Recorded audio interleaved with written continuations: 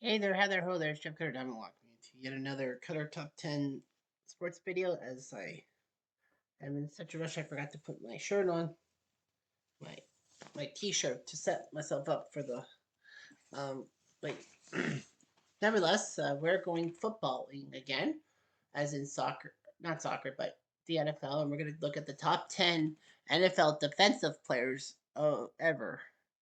There were some great players that didn't make the cut, like Jack Lambert or Ed Reed or even Dick Butkus, but you know, no, sorry, Butkus did make the list. What am I thinking? But anyway, there's some great moments from these defensive players. I know I did quarterbacks and I did everything else. The offensive players. Number 10 is Aaron Donald. Aaron Donald was a Ram. E-I-E-I-O.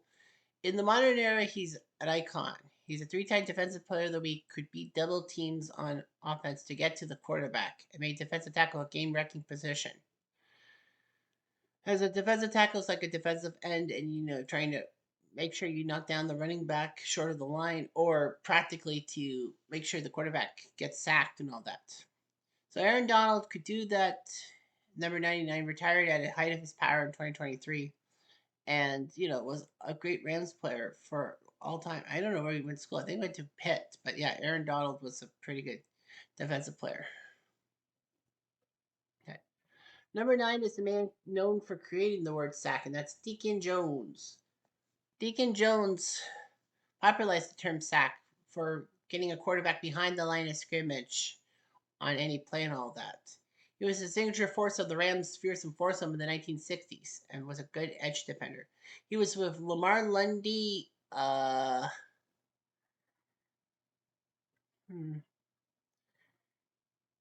the Rams good. I would say, I hate that. The Rams fearsome foursome. I would say Rosie Greer, but that can't be right. Oh, Merlin Olsen was in this one too. And it was Rosie Greer. Yeah, Rosie Greer was in this thing. I thought he was with the Giants. That's why I helped. But yeah, Rosie Greer and Merlin Olsen, part of the Fearsome Foursome too. Merlin Olsen from Little House on the Prairie fame. But yeah, Deacon Jones was pretty impressive as a guy in the 1960s who could make sacks. Number 8 is Ronnie Lott, known for being a great defensive back to cover, tackle, and lead the charge for the defenses for the San Francisco 49ers in the 1980s. He also had one thing too. He actually had lost half of a finger due to a infection during a surgery and all that, and Lott decided to chop off part of the digit instead of going through surgery. But yeah, Ronnie Lott was a pretty good person and all that. When you think Giants, 49ers defense in the 1980s, Ronnie Lott basically is the number one name. So Ronnie Lott is in your program. Number 7 is Bruce Smith, the all-time sack leader with 200 of them. But yeah, Bruce Smith had his longevity. He spent 19 seasons in the NFL with Buffalo, Washington, and Washington. He was the number one pick by the Buffalo Bills in the 1985 draft. They needed a defensive player. They were waiting for Jim Kelly to finish his USFL career, and Marv Levy was not yet in place. But yeah, Bruce Smith could do no wrong, it seems. He was a good defensive end. He was pretty impressive. He helped the Bills get to 4 straight Super Bowls, although 4 straight Super Bowl losses. Brucey Smith was a pretty good player, too. There was a Heisman Trophy winner by the name of Bruce Smith, but that was a running back from Minnesota in 1940. But anyway, Bruce Smith was a sack leader. Washington only signed him to get that sack record. But yeah, Bruce Smith was Buffalo's defense personified. Number 6 is Ray Lewis. He spent 17 seasons with one team, the Baltimore Ravens. He was the emotional and tactical center. He was pretty good. Unfortunately, he had off the field problems during a Super Bowl party. Well, he didn't attend, but anyway, yeah. Ray Lewis was a two-time Defensive Player of the Year, won 2 Super Bowls in 2001 and 2013, and was named Super Bowl 35 MVP in 2001. And a lot of people hated that because Ray Lewis with his problems with being with gangs and all that. Ray Lewis was undersized and undermanned. They said, man from the University of Miami. and that's why Baltimore managed to get him in their first ever draft as the Baltimore Ravens, and that's Cleveland Cavaliers, Cleveland Browns. Ray Lewis was big, number 52, with his eye black. He was part of one of my favorite Maddens of all time, the Madden 2005 edition that you could do, like the Hall of Fame edition that you do, like Madden trivia and all that. But yeah, Ray Lewis was always there in that purple jersey of the Ravens. Number 5 is Neon Deion Sanders. Deion Sanders was a pretty good player and all that, cornerback. He was more known for his returning punts and kickoffs and all that in college with FSU.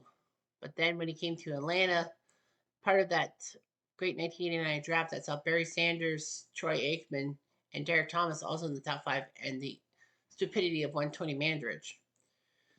Deion Sanders was big, and Atlanta knew how to use him. He became the ultimate shutdown corner. He would erase elite receivers. He would change how quarterbacks attacked the field and would have return game danger whenever he touched the ball. He was pretty impressive with all that. Atlanta knew it. He was primetime Deion Sanders. And the funny thing is, when he played for Atlanta, he actually also played for the Atlanta Braves in Major League Baseball. So he got to go to the World Series as member of the 92 Braves and all that. Of course, losing to my Blue Jays, which was great. But yeah, Neon Deion did his job. And, he went one season with San Francisco, won the championship, and then went to Dallas, winning the title in 96. And then he was there. He also went to, I think, Baltimore and Washington, remember, serves me right. But yeah, that's big. Number 4 is Dick Butkus. Dick Butkus was known as the symbol of toughness and intimidation. He brought violence, instincts, and range to the middle linebacker position. He had an injury shortened career well. Obviously, in the 1960s and 70s, medical procedures were not as key as they are now, 2020. But anyway, Dick Butkus was pretty good for Chicago. Good old number 51, the great middle linebacker. And, he was a powerful linebacker, kind of in the way Sam Huff was for the Giants. But yeah, Dick Butkus could strike with the best of them.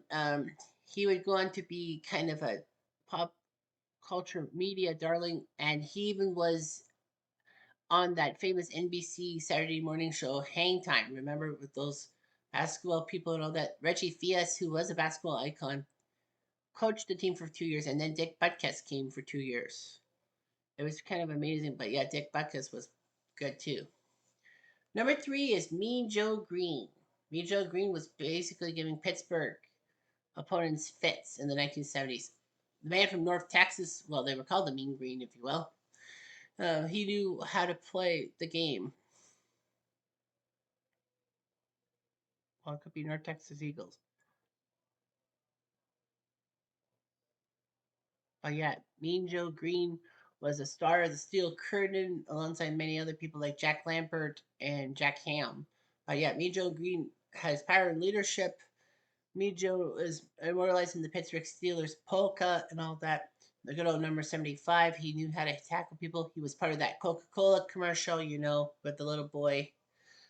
And that was one of the best commercials of all time.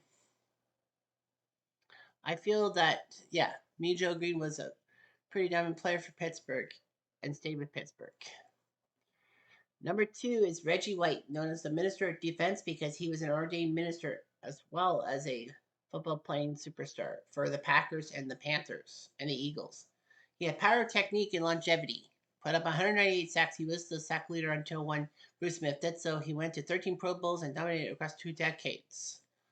He was amazing and all that. Yeah, for the Eagles, alongside Jerome Brown, the Eagles had great defense. Of course, Reggie White, in a famous thing in Philadelphia, was supposed to give his testimony, but then he had to cut it short because Jerome Brown had died in a car accident.